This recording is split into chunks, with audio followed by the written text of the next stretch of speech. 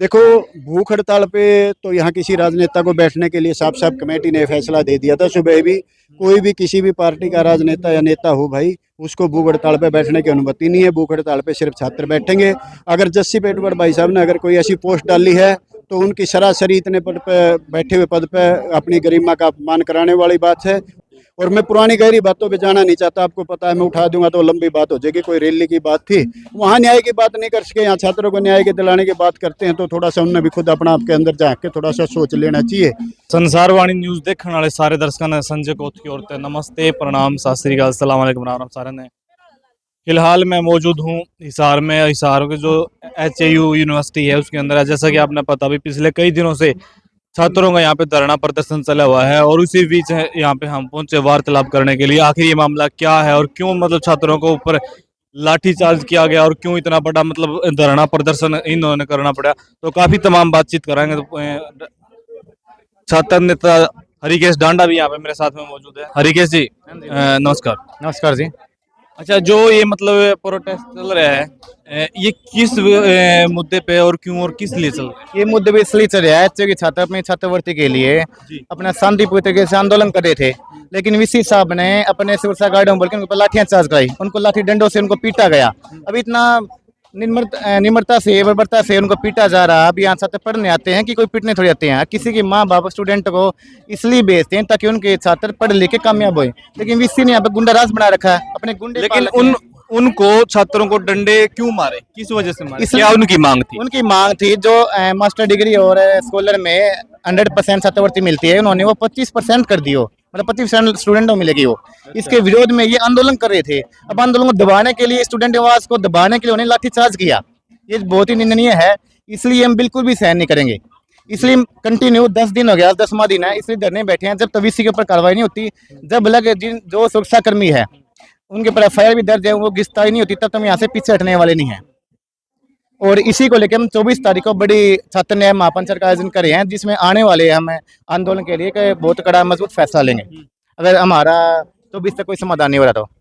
अच्छा, अभी तक मतलब बहुत सारे यहाँ पे मतलब राजनेता भी आ चुके हैं, मंत्री MLA भी आ सके, विधायक भी आ चुके हैं और एक रौनक खत्री भी यहाँ पे आए थे। तो अभी तक मतलब प्रशासन का क्या कुछ रवैया रहा है, किस तरह मतलब उन्होंने क्या आश्वासन दिया है? देखिए, बात आश्वासन की नहीं है, हमें आश्वासन से चाहिए नहीं, हमें आश्वासन नहीं, हमें समाधान चाहिए।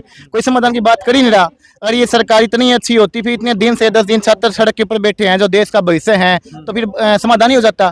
सबसे बड़ी दिक्कत क्या है, सरकार चाह ही नहीं रही कि देश में छात्र अच्छे से पढ़े लिखे अपने काम पे फोकस करें और अपने शिक्षा पर अपने नौकरी वगैरह आगे देश को सही दिशा में लेके जाने का काम करें। ये सिर्फ यहाँ पे छात्रों के ऊपर लाठीचार्ज गुंडा बनाने पे तुली हुई है। अच्छा, आगे की जो रणनीति है वो किस तरह की रहेगी और किस तरह की उसका फैसला हम 24 तारीख को होने वाली छात्र न्याय महापंचायत में लेंगे। इसलिए हमने सारा समाज बुलाया, सभी छात्र संगठन बुलाए, किसान संगठन बुलाए, कर्मचारी संगठन बुलाए हैं, शिक्षक संगठन, मजदूर संगठन बुलाए। उस दिन हम 24 तारीख को एक मिल करके एक मजबूत फैसला लेंगे, अगर तब तक कोई समाधान नहीं होता तो। ठीक है जी, ठीक है। तो सर नमस्कार। नमस्कार जी। अच्छा सर, ये जो ये मतलब प्रोटेस्ट चला हुआ है स्टूडेंटों का यहाँ पे करीबन 10 दिन से चल रहा है, तो अभी तक इसका कोई समाधान नहीं है, इसके बारे में आपकी क्या कुछ राय है? अगर समाधान हो जाता तो स्टूडेंट्स आपको बैठे मिलते ही नहीं। यहाँ साफ साफ नज़र आ रहा है कि सरकार बच्चों के भविष्य को अनदेखा करना चाहती है और ये संघ की सरकार ये बच्चों को इस तरह से घसीटना चाहती है कि उनका भविष्य बर्बाद हो जाए। एक आदमी को बचाने के लिए जो मतलब बच्चों के ऊपर लाठियाँ भी डालता है, दरिंदगी भी करता है और अपने गुंडे पाल के इसको चलाता है। यहाँ हर चीज़ खाद बीज क्या पता नहीं क्या क्या चीज़ें ब्लैक में बेचता है। उस आदमी को बचाने के लिए पूरी यूनिवर्सिटी का देश के अंदर मतलब नाम बदनाम करने में और बच्चों के भविष्य के खाने में लगी हुई है। और ये बिना सरकार की सह के इतना बड़ा कदम कोई वीसी या कोई प्रशासन का नुमाइंदा नहीं ले सकता। अच्छा, हम बात करें मतलब विषय को यहाँ पे हटाने की, तो अभी तक इसको क्यों नहीं हटाया जा रहा? इसके पीछे की जो मतलब पावर है, पॉलिटिकल पावर है या फिर कुछ मतलब बड़ा पैसे का मतलब घपला है, आपको क्या लग रहा है? एक चीज़ अभी एक साथी बोल के गए थे कि विधानसभा में 5 विधायकों ने इस वीसी के खिलाफ बोला कि इस वीसी को हटाना चाहिए, यूनिवर्सिटी का बेड़ा गर्क करने लग रहा है, यूनिवर्सिटी को बेच के खाने का काम कर रहे हैं। और 5 विधानसभा के विधायकों के द्वारा बोलने के बाद भी ये 4 साल के लिए फिर आ जाता है, तो इसमें सरकार की मंशा नहीं तो किसकी है? ये सरकार सिर्फ साहूकारों की सरकार है, पैसे के दम पे इनसे कुछ भी कोई ले सकता है।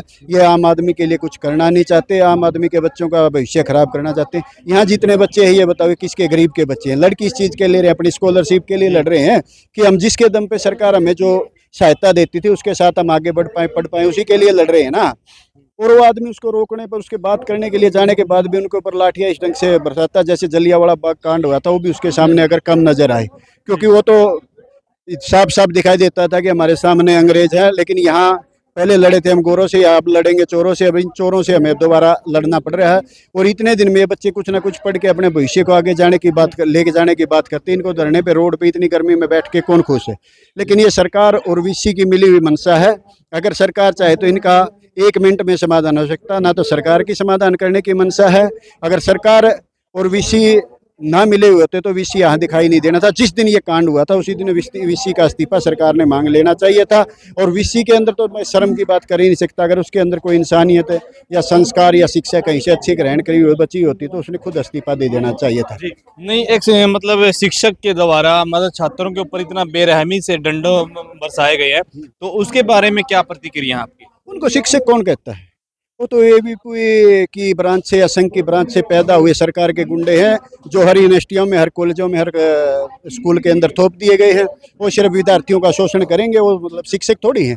वो तो सरकार के पैदा किए हुए वो गुंडे हैं जो सिर्फ बच्चों को मारकर मतलब खत्म करने का काम करते हैं। जैसे आज मैंने एक पोस्ट देखी थी जस्सी पेटवाड़ की, उन्होंने डाला हुआ था कि मैं भी वहाँ पे भूख हड़ताल पे बैठा हूँ, तो उन्होंने भी यहाँ पे पूरा समर्थन दिया है। देखो, भूख हड़ताल पे तो यहाँ किसी राजनेता को बैठने के लिए साफ साफ कमेटी ने फैसला दे दिया था सुबह भी। कोई भी किसी भी पार्टी का राजनेता या नेता हो भाई, उसको भूख हड़ताल पे बैठने की अनुमति नहीं है। भूख हड़ताल पे सिर्फ छात्र बैठेंगे। अगर जस्सी पेटवाड़ भाई साहब ने अगर कोई ऐसी पोस्ट डाली है तो उनकी सरासरी इतने पद पे बैठे हुए पद पे अपनी गरिमा का अपमान कराने वाली बात है। उन्हें तुरंत अपनी पोस्ट डिलीट करनी चाहिए और ये इंसानियत के खिलाफ है। भूख हड़ताल पर बैठने से मैं ये एक बात कहना चाहता हूँ, जस्सी पेटवाड़ अगर यहाँ के भूख हड़ताल पर बैठ गए, उससे विद्यार्थियों को एक दिन का क्या फायदा होने वाला है? भाई आप बैठे हो लंबा टाइम, आप आमरण अनशन शुरू कर दो आप छात्रों के लिए, मान जाएंगे आप। और आप तो हमने वैसी जगह भेज रखे हो चुन के कि आप खुद आवाज बन सकते हो। आप विधानसभा जाइए, आप राज्यपाल से जाइए, आप राष्ट्रपति के पास जाइए, आप प्रधानमंत्री के पास जाइए, आप उपराष्ट्रपति के पास जाइए। आपका जहाँ जाने का आपका प्रोटोकॉल है वहाँ तो आप जा नहीं रहे। जहाँ आपके लिए राजनीतिक चोचले, राजनीतिक बातें निकल के आती है वहाँ चले जाते हो आप। और मैं पुरानी गहरी बातों पे जाना नहीं चाहता, आपको पता है मैं उठा दूंगा तो लंबी बात हो जाएगी। कोई रैली की बात थी, वहाँ न्याय की बात नहीं कर सके, यहाँ छात्रों को न्याय के दिलाने की बात करते हैं, तो थोड़ा सा उनने भी खुद अपना आपके अंदर झाँक के थोड़ा सा सोच लेना चाहिए। लेकिन भाई ने जो भी है मतलब ये पोस्ट डाली है तो गलत डाली है, क्योंकि कमेटी का फैसला पूर्ण रूप से है, वो उनकी निजी पोस्ट है। अगर उसके बाद भी आप इसे गरिमामयी पद पर जाने के बाद ऐसे करके तो आपके लिए नुकसानदायक ही है। अच्छा, आखिरी मेरा क्वेश्चन रहेगा, इस जो ये पूरा जो मामला चला हुआ है इसकी मतलब आगे की रणनीति क्या रहेगी और किस दिशा और दशा में मतलब ये मामला चलेगा? ये आने वाले समय में ये आंदोलन विश्व का सबसे बड़ा आंदोलन का रूप लेगा। अगर सरकार की मंशा ही मतलब छात्रों का और उनके परिवार का खून बहाने की है तो 24 तारीख को छात्र ओंकार रैली के नाम से महापंचायत होगी। उसमें आके जिसका बहाने का मन हो बहा लेंगे और वो इतना बड़ा प्रदर्शन होगा कि आज तक विश्व के अंदर कोई प्रदर्शन नहीं हुआ। और उस प्रदर्शन के अंदर अभी कोई फैसला नहीं, उस प्रदर्शन के अंदर मौके पे जो फैसला होगा उसी के दौरान उसी समय लागू होगा। और उस समय पता नहीं मतलब कितना बड़ा क्या हो जाए, उसकी जिम्मेवार सरकार और प्रशासन होगी। अगर प्रशासन और सरकार आम बच्चों को या परिवार को मतलब ठीक ठाक से मतलब आगे भविष्य के लिए सुरक्षित करना चाहता है तो इस विषय को हटा दिया जाए, नहीं तो फिर यहाँ हिसार शहर के अंदर बहुत बड़ा आंदोलन होकर बहुत बड़े कदम उठाए जाएंगे। ठीक है सर, बहुत बहुत धन्यवाद।